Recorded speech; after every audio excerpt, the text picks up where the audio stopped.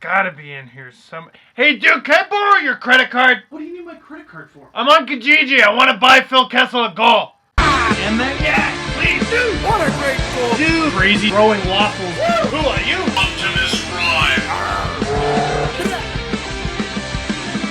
Despite Phil Kessel's struggles, the Leafs win 3-2 over the Washington Capitals. Although after Kessel missed that empty netter, I was kind of like, oh wait, they're winning. Can you imagine if Kessel missed the empty net, the Caps came down the other way and tied the game? If that actually happened, I wouldn't even blame Phil Kessel if he just quit on the spot right there. Just skates to center ice, takes off his jersey. I'm asking for a trade. This is bull. And then somehow ends up back in Boston, wins the scoring title playing on Tyler Seguin's wing, gets the cup, and then I set myself on fire in front of the ACC. That's one way for me to get more camera time. Now, James Van Riemsdyk scores his 4th goal of the season. How? Going to the net, which you seem to see the Leafs doing more and more this season, and that makes me happy. Fun fact about that goal, by the way, James Van Riemsdyk's 4th of the season, and the highest scorer on the Flyers has 3.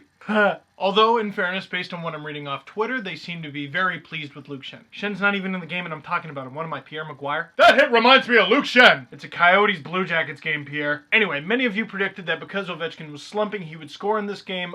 This goal is your fault, and I hate you. 2-1 Caps. And then I looked and I'm like, oh, Koska might have screened Reimer right there. And then I'm like, wait, Koska's on the ice the same time as Ovechkin? Lo and behold, 7 games in, the Leafs are above 500. In the comment box, one of your questions of the game, what are your thoughts on Mike Koska and how much time he's getting with the Leafs?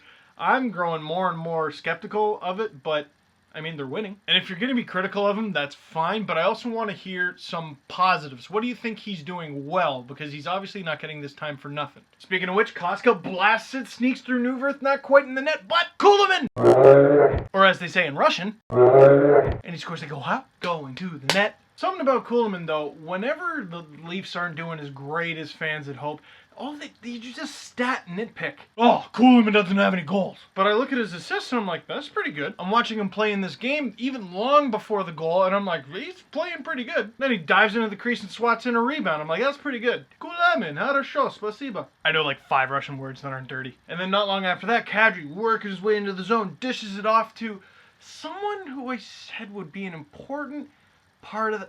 I can't remember what I said. But all of a sudden, with the call-up, Matt Fratton becomes one of the most important parts of the Leafs roster. Not because I necessarily expect him to jump into Lupul's role, but I expect him to make it feel like the Leafs aren't missing something. Simmer down, Dangle. You're no grapes, okay? Jealous. Matt Fratton, yes, small sample size, but 4 goals, 2 assists in 4 games for 6 points. That's stupid! Then for the rest of the third period, Optimus Rhyme just goes...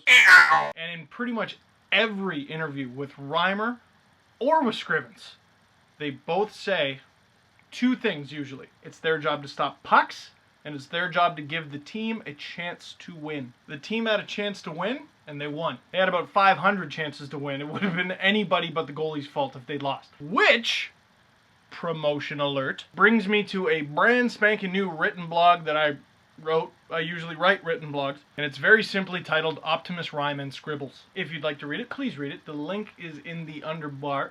What it is basically about is, do I know that Reimer and Scrivens are the guys for the Leafs? No. Do I hope they are?